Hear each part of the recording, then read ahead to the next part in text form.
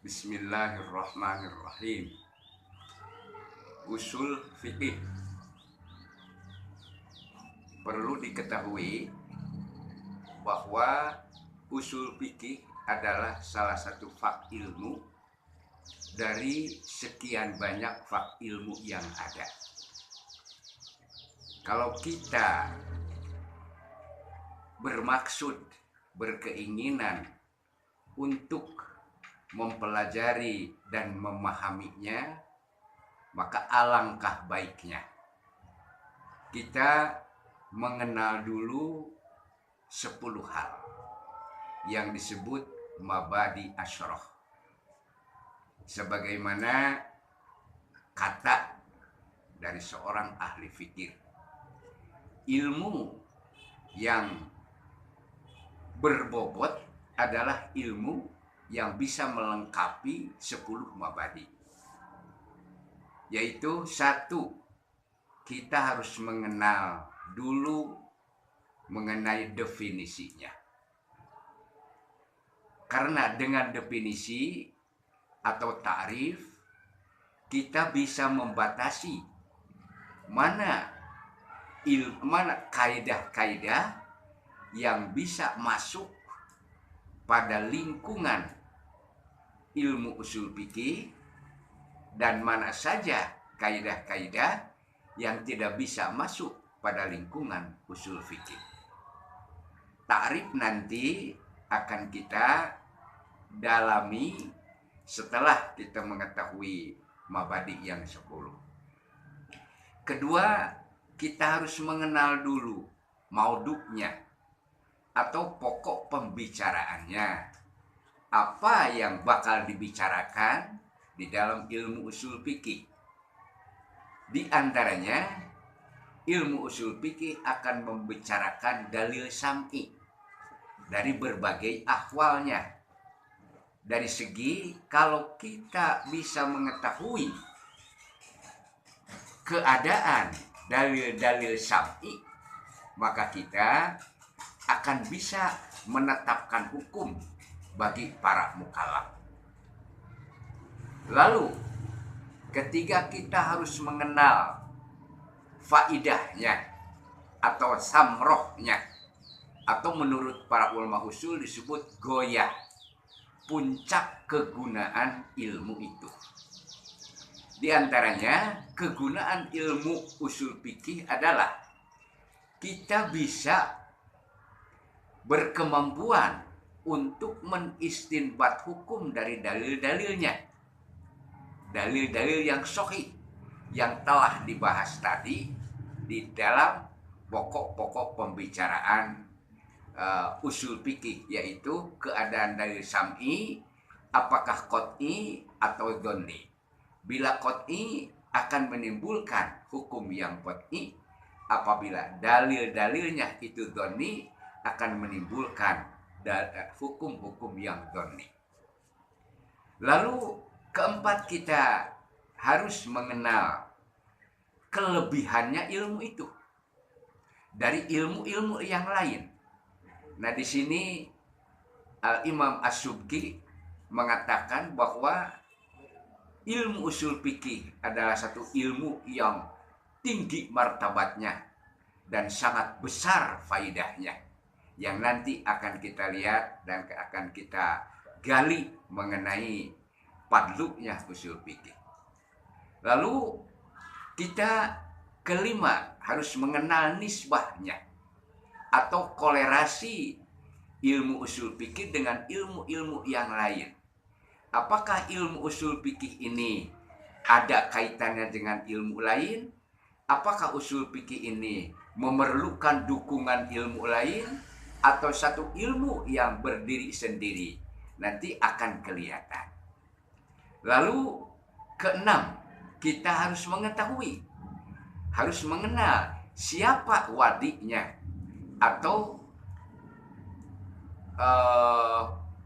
perintis pertama yang merintis ilmu usul fikih. Sebagaimana telah dijelaskan bahwa pertama yang merintis ilmu usul fikih adalah seorang ulama besar, Muhammad bin Idris Asy-Syafi'i yang lahir pada tahun 150 Hijriah. Dia mengarang usul fikih pada usia 27 tahun. Nah, disinilah satu nama ilmu usul fikih, pencipta atau perintis usul fikih. Ketujuh, kita harus tahu apa nama ilmu itu. Ya, kita sudah menjadi tujuan bahwa nama ilmu ini adalah ilmu usul fikih. Sebetulnya kata usul fikih sebelum resmi menjadi nama sebuah ilmu itu adalah merupakan satu kesatuan dari dua kata, yaitu kata asal dan kata fikih. Usul dan fikih, di mana usul adalah kata jamak dari kata asal, di mana kata asal mempunyai 4 makna yang biasa digunakan oleh para ulama ahli ijtihad. Nah, di sini yang diambil dari 4 makna ini adalah asal atau usul yang bermakna kaidah atau yang bermakna kaidah. Yang disebut kaidah itu menurut ahli usul adalah ahli mantik adalah qadiyatun kulliyatun muntabiqatun likulli ajza'i. Jadi satu keputusan atau satu qadiyah yang mencakup, yang bersifat umum, yang mencakup pada seluruh juznya. Itulah yang disebut kaidah. Maka di dalam usul fikih akan dibentuk berbagai kaidah-kaidah yang telah pasti. Karena istimdad yang nomor ketujuh, istimdadnya ilmu usul fikih diambil dari bahasa Arab. Hasil survei, hasil penelitian di mana Imam Asy-Syafi'i beberapa tahun meresearch, meneliti bagaimana bahasa Arab digunakan dalam komunikasi, sehingga diciptakan satu kaidah yang didasarkan pada bahasa Arab itu. Itulah diantaranya bagian ke-7. Bagian ke-8, ya, ini bagaimana hukum syarahnya kita mengkaji ilmu usul fikih. Mengkaji ilmu usul fikih ini menurut kesepakatan para ulama adalah fardu kifayah. Jadi sebahagian yang mampu dan yang ada potensi ya diwajibkan untuk mengkaji, mempelajari ilmu usul fikih. Apabila di satu kelompok orang-orang cendekia tidak ada satupun yang mengkaji ilmu usul fikih, maka termasuk durhaka semua. Itulah. Dan ke-9, kita harus mengetahui masalah-masalah yang dibahas di dalam ilmu usul fikih.